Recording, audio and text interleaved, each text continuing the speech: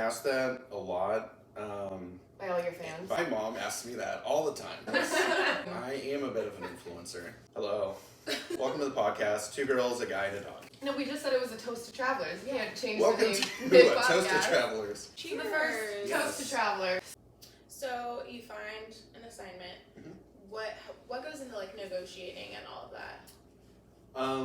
So negotiating should always be done on the front end before you even get to the offer presentation, or you're interviewing. You really shouldn't be submitting to positions and after the offer comes through trying to negotiate then. You really should be doing the terms with your recruiter prior to that. So your recruiter should already outline what the pay is, what the top range of the pay that you're going to get is going to be, so that when the offer comes through and then it isn't the pay that you want, you don't have to decline it. Okay. You shouldn't really ever decline because of pay by the time the offer comes in, because theoretically you should know what the pay is. Okay. So as far as negotiations go, like, always have that part done on the front end. So as long as you're outlining exactly what your expectations are and like what your needs are, and it's okay to have exactly what you want lined out for your recruiter, then that way you'll be excited when the offer comes in and it's exactly what you want. Because if the offer comes in and you're oh well I need to block booking, you're probably not going to get it at that point. Right. But if you've set it on the front end, yes, then your recruiter can make those decisions absolutely on your behalf. Yes. And then only present you with offers that they essentially know that you're going to accept. Yes, they can put that information in the submission profile.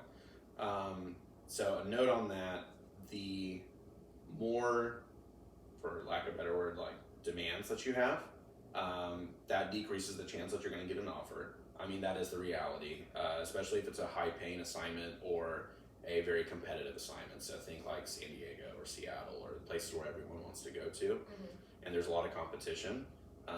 If I'm a hiring manager and I get 5 applications and one of them is the nursing's blocked booking, has a ton of requested time off, and they don't want to float, they're probably going to look at the 9 other applications first, or 4 other. I can't remember what number I started with. But however many other applications there are. However many. So many applications may have came in that time period. So you never know. You never know. So that's good and bad.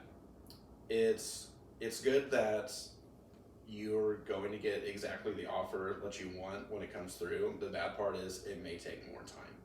So as long as you're okay with, hey, this is exactly what I need, I can't budge on it. I know it's kind of a unicorn, so you're just going to have to call me or text me when that kind of job pops up. So the wait time is probably the worst part. And if it gets to a point where you're like, I have to work now, you're probably going to have to make some decisions on what things like you can live without. Maybe scale back on your list. Yeah. Honestly, if you can get even 2 out of 3 things, right, that's pretty good. So you really think about what it is that's really, really important for you on your assignment and stick with those things. Because chances are, with how competitive things are right now, you may not get an offer very quickly. And then isn't kind of like a general rule of thumb that if it's not in your contract, it doesn't exist?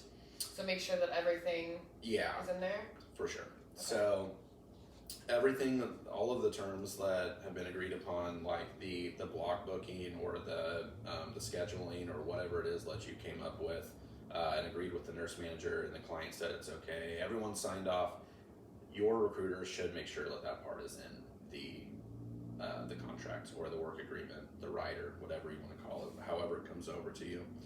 And if you don't see it in there, it's fine to shoot your recruiter a text and say, hey, we agreed on this, can we make sure that there's a blurb in there that says my days are together or whatever it is that I